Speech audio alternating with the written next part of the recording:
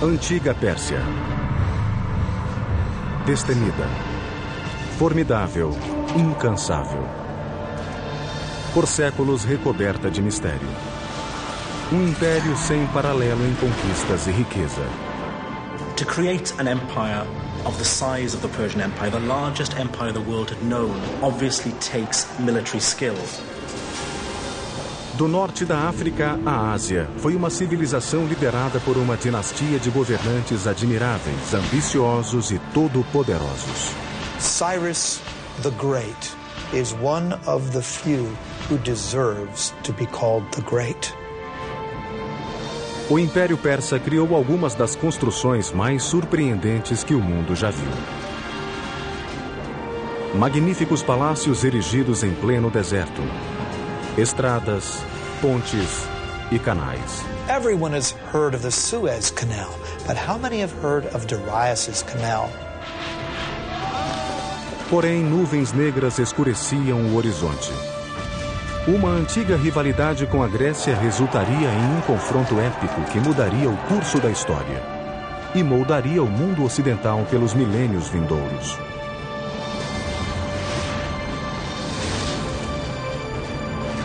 Construindo um império. Os persas. 330 a.C.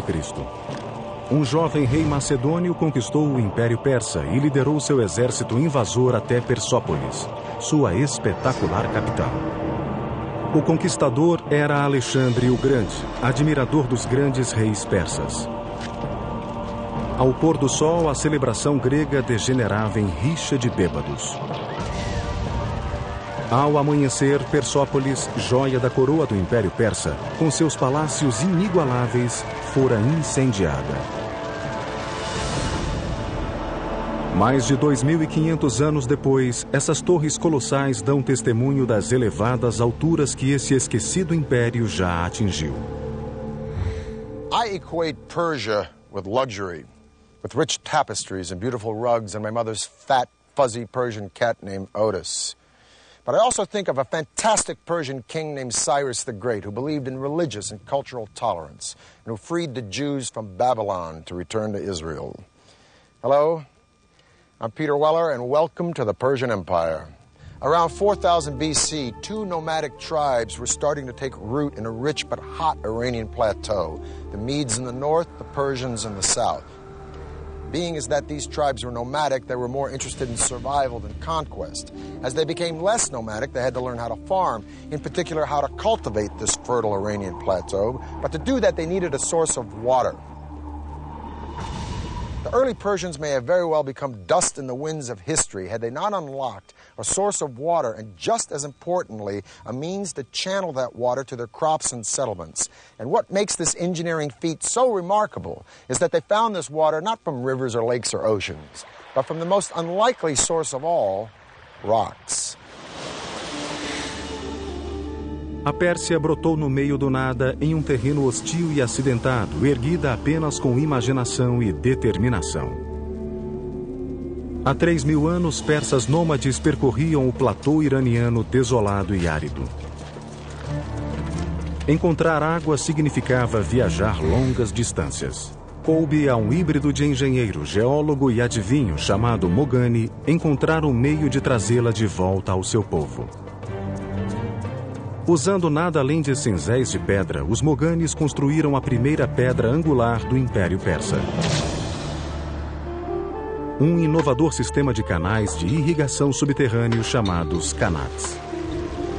Eles usaram a gravidade para explorar a topografia natural de sua terra, ininterruptamente inclinada desde as montanhas Alborz até o Golfo Persa. Poços verticais foram cavados na superfície e o túnel escavado horizontalmente em uma distância curta. Então, outro fosso vertical foi aberto a cerca de 1,2 km da encosta e o canal continuava. It can be sometimes 20, 30, 40 kilometers away, so it's a very skilled operation, to the point where the gradient of the water channel meets the aquifer or the groundwater sloping up at the point where the mountains begin. O ângulo da encosta era crucial. Uma unidade na elevação para cada 100 na horizontal. Not too steep because that would erode the base of the water channel, and of course not so flat as to prevent the water from moving to its intended destination. 2000 anos antes dos lendários aquedutos de Roma, os persas canalizavam imensos volumes de água por longas distâncias em climas quentes e secos, com perda mínima por vazamento ou evaporação. Water means food.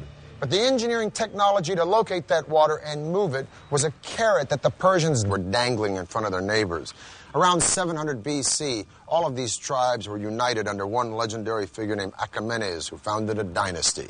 But this dynasty thrived and flourished under one guy, a guy I would have liked to have met, named Cyrus the Great.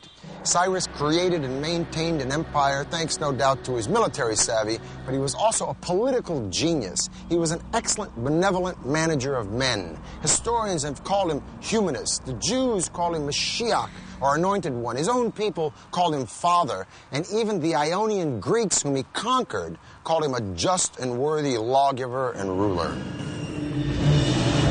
Ciro o Grande chegou ao poder em 559 a.C. Foi o início da dinastia Aquemênida, cujo reinado mudaria o curso da história e redefiniria as possibilidades arquitetônicas. If you're looking at the greatest personages in history who have affected the world, Cyrus the Great is one of the few who deserves that epithet, the one who deserves to be called the Great.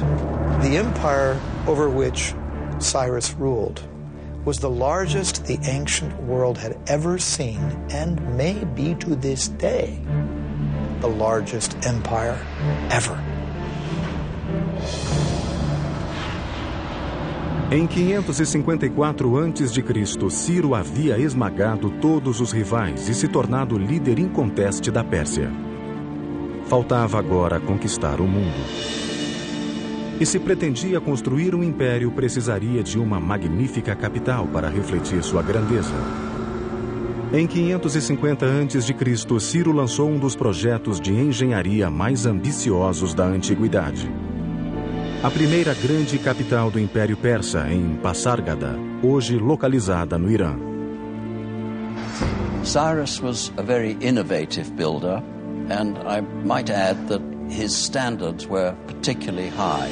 We can also say that his building project reflected in some ways the technologies that he found in the course of his various conquests. Como os romanos, séculos depois, os persas tomavam emprestado. Adotavam as ideias mais avançadas das culturas que conquistavam, depois as transformavam em tecnologias originais.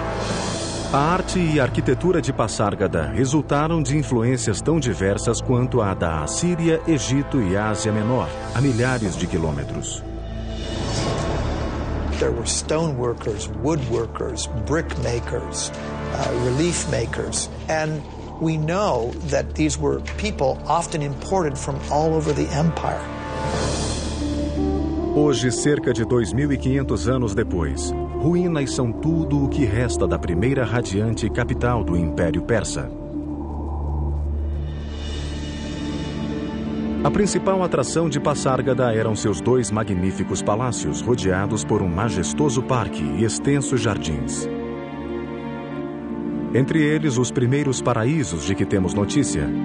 Jardins persas de 4 quarteirões, com 1.000 metros de canais de calcário talhado projetados para que a água entrasse em tanques a cada 16 metros. Os paraísos de Pasárgada inspiraram os mais soberbos jardins do mundo nos 2000 anos seguintes.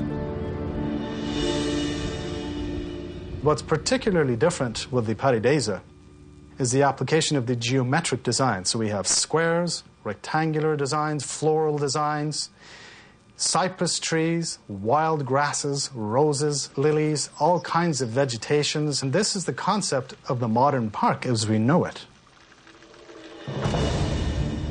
Enquanto Passárgada era construída, Ciro acrescentava aos seus domínios um reino inimigo após outro. Mas Ciro era um tipo de rei muito diferente.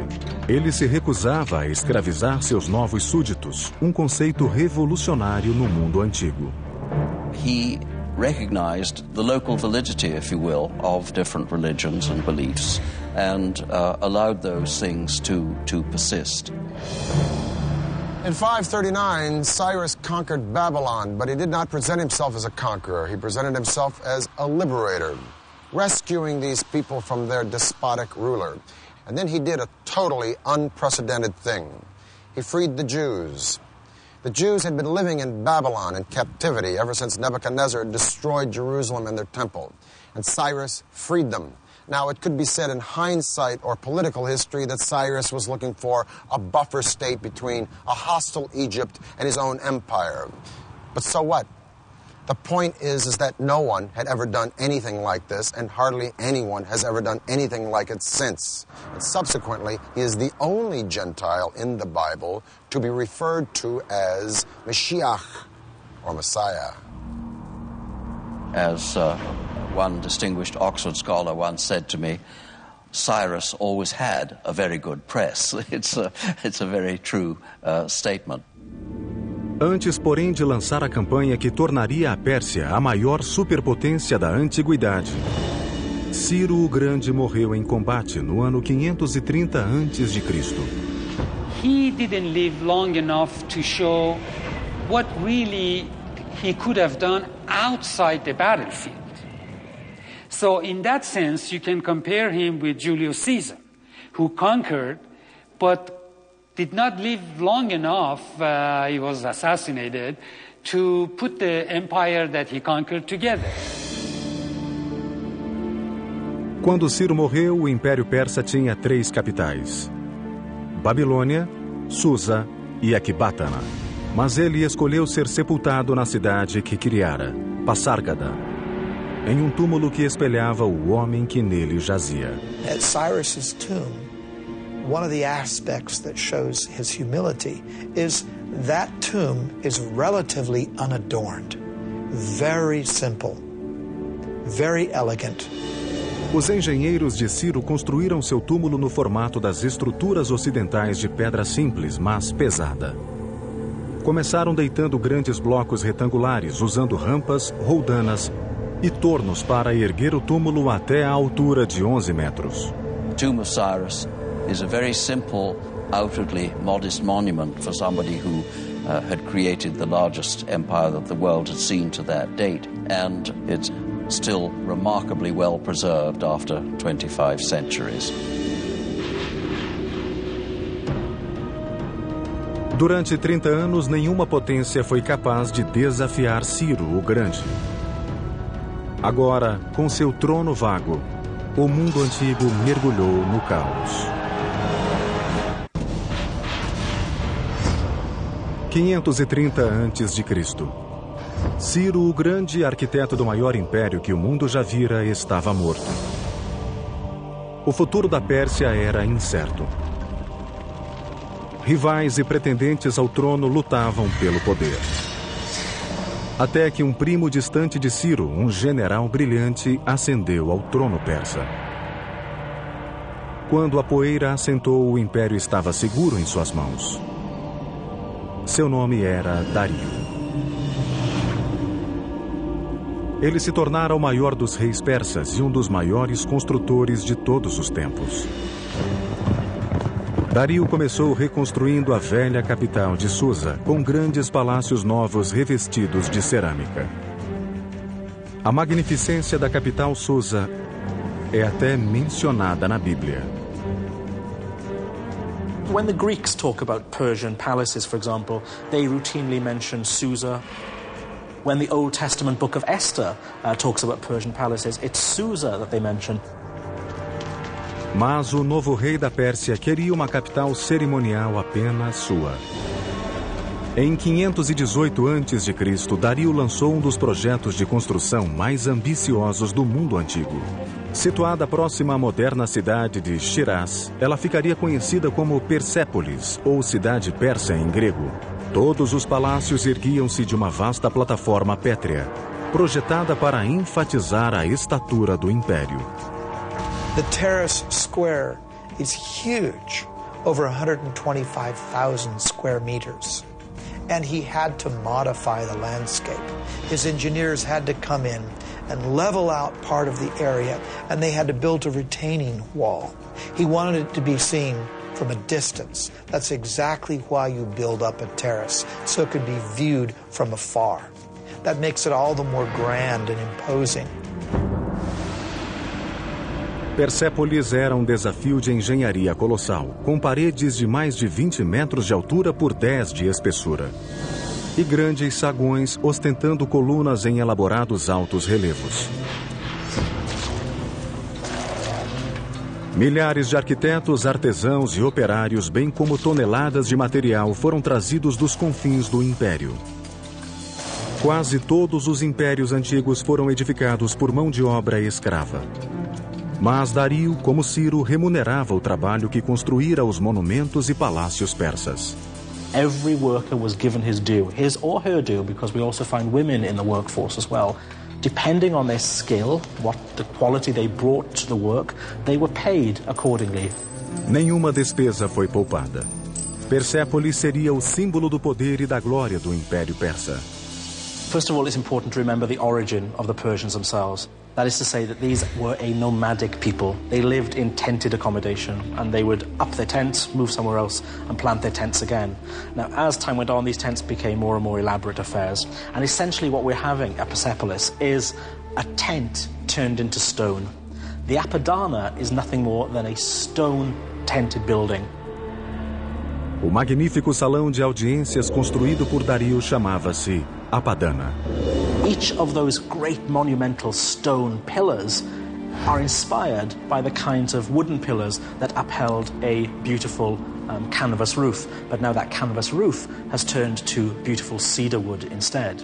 So the nomadic origins of the Persians gives the impetus to part of their architecture, but that's not all. Os palácios foram adornados com ouro e prata, tapeçarias caras e telhas coloridas. As paredes eram cobertas de altos relevos com pacíficas representações de dignatários vindos de terras conquistadas. Mas os espetaculares feitos de engenharia de Persépolis estendiam-se muito além dos muros da cidade. Seu complexo e intrincado sistema hidráulico não tinha igual. Before the actual soil was placed in, first, Darius's engineers constructed a drainage system, plumbing, drain pipes.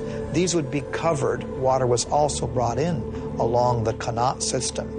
But then those drain pipes, which would drain the effluents out, those were taken underground below the surface where the visitor would never see that. Mesmo com o andamento de seus projetos mais arrojados para aprimorar os monumentos e a infraestrutura, Dario nunca deixou de expandir o seu império. Under the brilliant leadership of Darius, the Persian Empire grew to staggering size. It included modern Iran and Pakistan, parts of Afghanistan, Armenia, Turkey, Syria, Egypt, Lebanon, Jordan, Palestine, parts of Central Asia, all the way to northern India. And man, this is a lot of turf. Para interligar os mais remotos rincões do Império, Dario lançou 2 projetos de construção ambiciosos. Um deles se estenderia por mais de 2.400 quilômetros dentro dos limites do Império, e o outro ligaria o Mar Vermelho ao Mediterrâneo. Sob o reinado de Dario o Grande, o Império Persa alcançou proporções assombrosas. Agora ele queria consolidar e interligar os locais mais longínquos do seu reino. Em 515 a.C., Dario ordenou que seus engenheiros construíssem uma estrada colossal de pedra, conectando o norte da África à Índia. Cobrindo mais de 2.400 quilômetros do Império, ela seria chamada de Estrada Real. This was quite the engineering feat because this had to traverse through mountains, forests, deserts. So typically earth would be packed, hardened, for example. They may not have had asphalt, but they certainly had knowledge of packing gravel or tiny rocks. Laying down a stone road is vital in a terrain where there could be a high water table. You don't want to get your feet stuck in the mud. You don't want to get your cart stuck in the mud. So you have to raise the road surface up. That means laying down some kind of surface initially that will either absorb the groundwater or not allow the groundwater to displace the road. A Estrada Real era ligada por 111 estações e albergues a cada 28 quilômetros, onde os viajantes podiam comer, dormir e trocar de cavalos. Por medida de segurança, vigias montavam guarda ao longo de toda a sua extensão. Now, I'm going to talk with my friend Dr. Lloyd Llewellyn-Jones from the University of Edinburgh, professor of ancient history. I got to ask you this. Was it that safe? Essentially, yeah. I think what Darius, if you will, manages to do here is an incredible feat. I mean, we're standing here in Turkey, okay, right, and we could take one route straight the way through into central Iran. I mean, that's pretty good going. How fast? Okay, so if we're on horseback and we're riding from one of these little garrisons to garrison every 15 miles, changing fresh horses, we can do that in about 6-7 days maybe. 6 or 7 days? Yeah. So you could send messages on this road, friends next city? Most definitely, and and for trade, it's a godsend, as you can imagine. And this road cut through so much stuff. I mean, it just doesn't follow a formal pathway. It has to cross rivers, so it crosses the Tigris, it crosses by the ferry, river by ferry, right? Sometimes it clings to the side of mountains, sometimes it clings to the side of rivers. So the terrain is changeable. It's not drained or anything like that, so it's not as advanced as some of the Roman roads we get in later periods. So it doesn't have a gutter system? No, nothing like that. But what it's essentially is, it's sort of maybe 20 feet wide with a sort of chip-in base, which is good for horse treads and that kind of stuff, And carriages and exactly, to chariots. get things through as quickly as you can, basically. Well, Lloyd, it's been a pleasure talking with you. Yeah, thank you for enlightening us about this incredible road. Mas Dario não estava satisfeito. Havia ainda território que ele queria controlar. As vastas riquezas do norte da África, e estava determinado a construir uma passagem lá. Fez com que seus engenheiros projetassem canal gigante ligando o Mediterrâneo e o Mar Vermelho.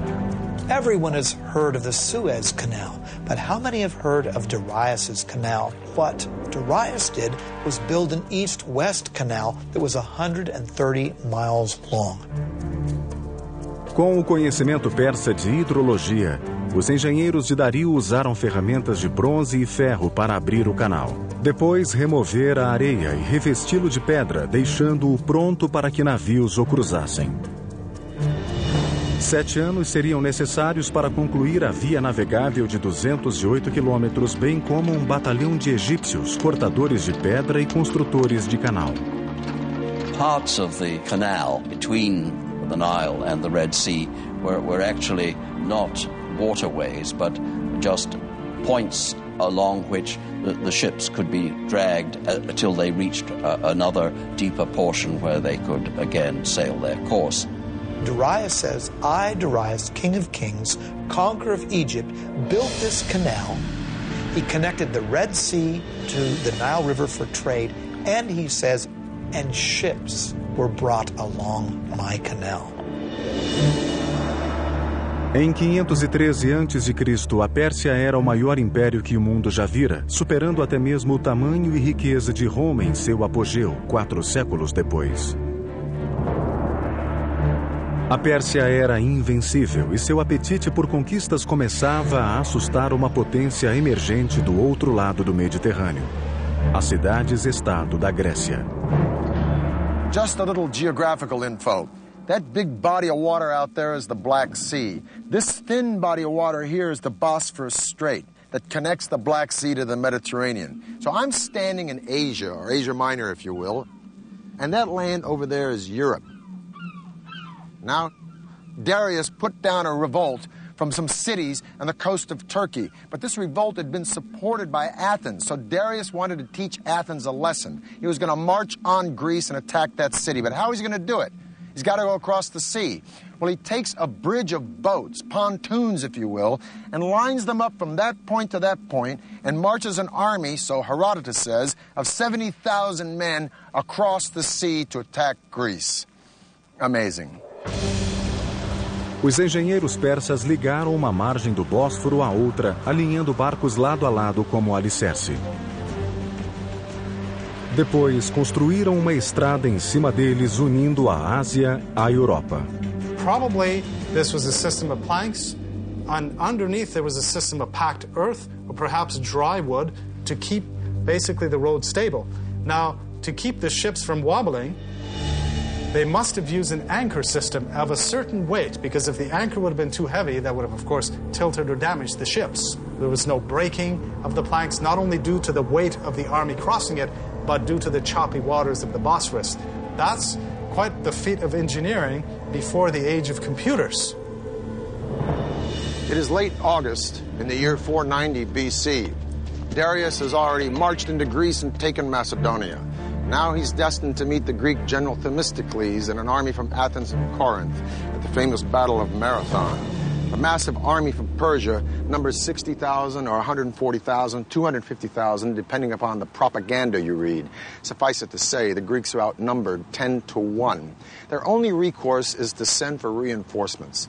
So the legendary runner Philippides runs from Marathon to Sparta, a distance of 140 miles in 2 days, hence the name of the race, Marathon. Os dois exércitos se depararam separados por uma vasta planície. Em caso de confronto direto, as imensas forças persas massacrariam os gregos em muito menor número. Foi o início das guerras persas. Uma força grega reduzida atacou frontalmente os persas, que começaram a chacina. Mas as forças gregas restantes haviam se dividido em duas, abrindo duas outras frentes contra os persas. Arrastados a uma sangrenta arapuca de morte, os persas sofreram pesadas baixas e recuaram. Para os gregos foi uma grande vitória. Para os persas, apenas um quebra-molas em seu trajeto rumo à dominação mundial. Dario resolveu voltar para casa e se dedicar a embelezar ainda mais a cidade de Persépolis. Ele nunca mais veria a sua capital. Em 486 a.C., Dario morreu a caminho de sufocar uma rebelião no Egito, deixando em seu rastro um império que redefiniu as noções de poder e glória. Ele também evitou um novo caos, como o que se seguiu à morte de Ciro, nomeando um sucessor, seu filho Xerxes. Now Cyrus the Innovator and Darius the Expansionist were very hard acts to follow. But Xerxes had been a king in waiting all of his life. And a couple of his first acts were to suppress a rebellion in Babylon, another one in Egypt. And then he went after the Greeks. Somehow the Greeks just stuck in his craw. Some historians argue that Xerxes was making a preemptive strike. Others say that he was just cleaning up the business of his father. Whatever the case, the Greeks were no longer intimidated or impressed by the Persians since they'd beaten them at Marathon. And so Xerxes buddied up with the Carthaginian navy at the tip of what is now modern Tunisia, and he decided to beat the Greeks at sea. Em 480 a.C., o Império Persa estava no apogeu. Vasto, poderosíssimo e fabulosamente rico. Fazia 10 anos que os gregos haviam derrotado o rei Dario na Batalha de Maratona. Seu filho, Xerxes, era agora o novo monarca absoluto da dinastia Aquemênida.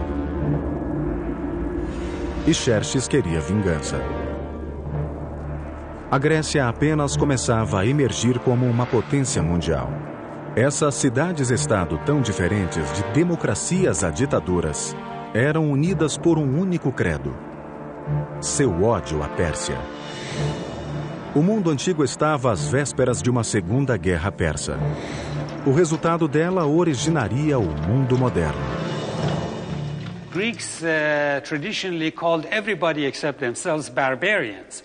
So this whole thing really between East and West, started probably with the Persians and the Greeks and continued ever since. A invasão persa da Grécia foi uma das maiores parcerias entre engenharia e estratégia da história militar. A gigantesca invasão seria um complexo assalto por terra e mar, que requeria extraordinária habilidade. Xerxes queria que suas forças adentrassem a Grécia no istmo do Monte Athos. Mas lá, o mar era tão turbulento que o rei mandou seus construtores cavarem um canal através do istmo. Com vasta mão de obra e perícia em construção de canais, os engenheiros de Xerxes levaram apenas 6 meses para concluir o canal através do istmo. Mas o desafio seguinte enfrentado por seus generais e arquitetos foi ainda maior. O imenso exército persa precisava cruzar o Helesponto de 2,5 km de largura. Até hoje, a solução deles é considerada um dos projetos de engenharia mais ousados já concebidos para uma campanha militar. Tomando emprestada uma página do livro de seu pai, Xerxes ordenou a construção de uma ponte dupla de barcaças através do Helesponto, proeza edificadora que ultrapassaria a ponte construída por Dario no Bósforo. But what's very interesting is that 674 ships were now lined up. How were these ships kept stable? This must have been quite an engineering feat. The Bosphorus is not a very calm area. It can be quite choppy. The row of ships were kept in place with a very taut system of cables, probably 2 large cables that ran between Asia and Europe. Now remember, a large number of troops crossed this bridge, perhaps up to 240,000 troops. As cordas permitiam aos barcos mobilidade suficiente nas águas turbulentas. Cada seção da ponte foi construída sobre 2 barcos, ligadas por tábuas. Assim, toda a estrada podia cavalgar as ondas, absorvendo muito da instabilidade da superfície. Os engenheiros persas então construíram uma plataforma através da parte superior dos barcos e uma estrada por cima dela. A cada tábua de madeira emergia uma sólida passagem que cruzava o Helesponto usando barcos como alicerces. Remember, we're dealing with the hooves of tens of thousands of cavalry, including armored cavalry, which would have been much, much heavier.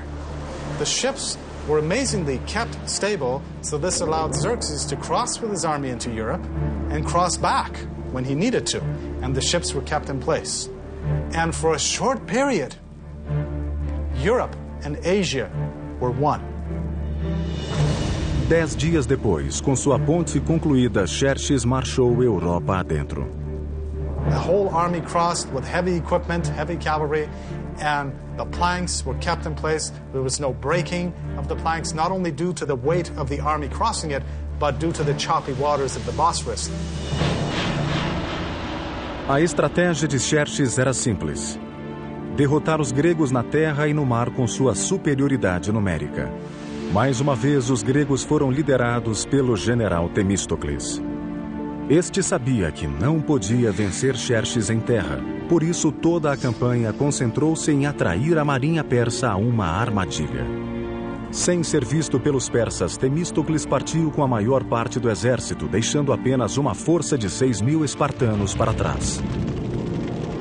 Em agosto de 480 a.C., os 2 exércitos confrontaram-se em um local escolhido pelos gregos, Termópilas, uma passagem montanhosa tão estreita que só uma carruagem por vez podia passar. Durante dias, o imenso exército persa foi bloqueado do outro lado da passagem, como os gregos haviam planejado. Como seu pai, Xerxes estava prestes a atacar frontalmente e cair em uma armadilha grega. Quando finalmente irromperam pela passagem estreita, os persas destruíram facilmente a minúscula tropa espartana deixada por Temístocles como isca e marcharam rumo a Atenas. Quando Xerxes entrou na cidade, Atenas estava deserta. Ele suspeitou ter sido tapeado e fez os atenienses pagarem caro por isso. Por gerações, tolerância com os povos conquistados fora uma marca registrada dos reis persas. Não desta vez.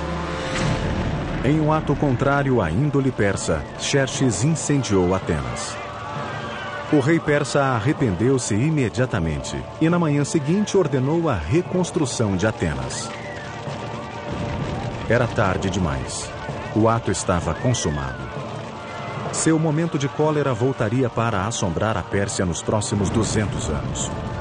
Mas esta guerra estava longe de terminar. Ao mesmo tempo, Temístocles preparava sua armadilha, atraindo a gigantesca armada persa rumo à estreita baía de Salamina. Lançou então um ataque surpresa. A imensa esquadra persa foi apanhada no equivalente naval a um engarrafamento, incapaz de manobrar na pequena baía, enquanto os gregos usavam suas pesadas trirremes como arietes para demolir os navios persas. Foi uma vitória decisiva para os gregos. Xerxes voltou para casa derrotado, rei de um império persa não mais invencível. There is one high note in the Persian loss against the Greeks at the Battle of Salamis, one saving grace. A woman named Artemisia, the sole female Navy captain in the Persian fleet. She faked out the Greeks by ramming one of her own losing ships, and she sailed away to escape in the confusion. Her survival skills so impressed Xerxes that he was thought to have said, "My men are becoming women, and my women are becoming men." As guerras persas impulsionaram Atenas à sua idade de ouro, mas deixaram o colossal império persa vulnerável. Caberia a um jovem príncipe, admirador dos grandes reis persas, desferir-lhe o golpe de misericórdia.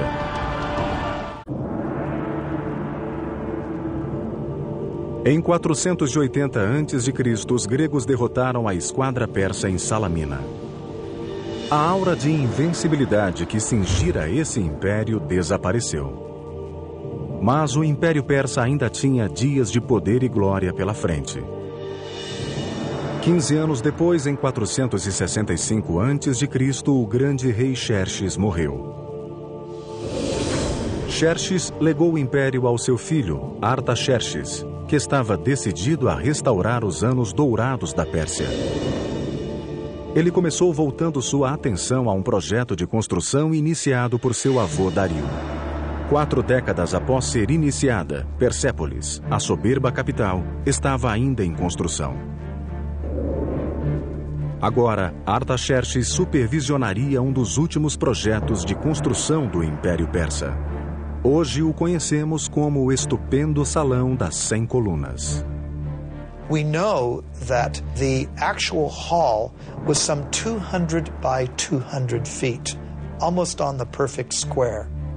What's remarkable of the Persepolis columns is when you look up the entire shaft, and these things raise, hundreds of feet into the air, there is not one piece of displacement whatsoever. It's a perfect vertical. They're working with what we might consider to be primitive tools, just stone mallets and bronze chisels, that's all. The fluting on the columns of Persepolis is so precise, however, that these are clearly the work of master craftsmen. The columns are constructed in drums, 7 or 8 drums stacked on top of another. This is done by scaffolding the whole area around the column, and then with a crane, a wooden crane, literally moving each column drum in place. Any client king, any governor from a distance, or even anyone who would come in that hall would be so impressed by the vastness of the hall and by this forest of columns that stretched nearly as far as the eye could see. An amazing achievement. Ao longo do Império, os persas ainda produziam alguns dos mais extraordinários feitos de engenharia do mundo antigo. Em 353 a.C., a esposa de um governador local construiu um magnífico túmulo para seu marido agonizante. O tributo dela a ele seria um prodígio de engenharia e uma das 7 maravilhas do mundo antigo: o Mausoléu de Halicarnasso. O monumento de mármore erguia-se a 41 metros, incluindo um grande pátio. O teto era uma pirâmide, com escadarias em cada lado, um caminho para o céu. Mais de 25 séculos depois, o túmulo do presidente americano Ulysses Grant, em Nova York, seria inspirado no Mausoléu de Halicarnasso. No século IV a.C., a engenharia persa ainda era a melhor do mundo. Mas por baixo das colunas torreantes e dos palácios suntuosos, as fundações do império desmoronavam. E seus inimigos estavam às portas. When Athens supports a rebellion in Egypt and Greeks occupy the capital city of Memphis, Artaxerxes leaves Persepolis and his building projects, and he launches a military campaign to kick the Greeks out of Memphis and bring Egypt back under Persian control once again. It'll be the last great victory of the Persian Empire, because in 424 BC, Artaxerxes dies, leaving a power vacuum and 8 solid decades of rampant infighting and neglect. And while the Persian Empire is embroiled in internal conflict and corruption, a young Macedonian prince is studying Herodotus and the accounts of the great Persian hero Cyrus the Great. And this Macedonian prince will set his eyes on conquering the world. His name is Alexander. Em 336 a.C., um parente distante de Artaxerxes ascendeu ao trono. Ele assumiu um nome dinástico, Dario III. Ele sempre será lembrado como o rei que perdeu o império. Nos 4 anos seguintes, Alexandre e Dario III confrontaram-se em uma série de ferozes batalhas, com o exército de Dario sendo lentamente empurrado de volta aos seus umbrais. Em 330 a.C., Alexandre estava nos portões da cintilante capital do império, Persépolis. Alexander adopted the Persian policy of respecting the defeated. None of his soldiers were allowed to pillage or plunder the lands they had conquered. But how do you tame so many soldiers after a victory over the most magnificent empire on planet E? Well, maybe his soldiers were restless or resentful, or maybe they just remembered the stories of how Athens had been burned by the Persians. In any case, at Persepolis, they let go.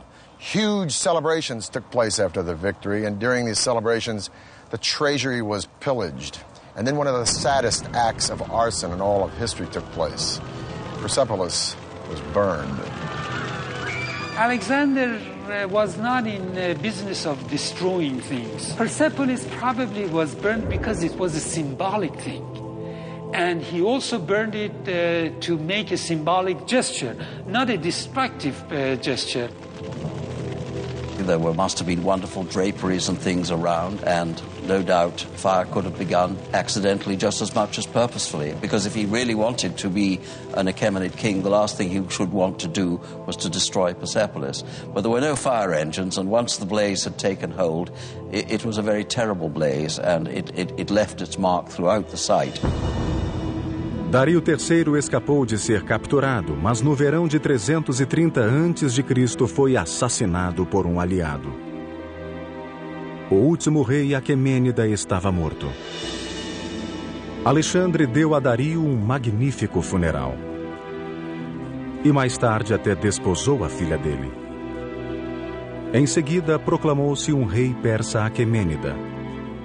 E escreveu o último capítulo da história do Império, que se estendera por 3 continentes e durara 2.700 anos.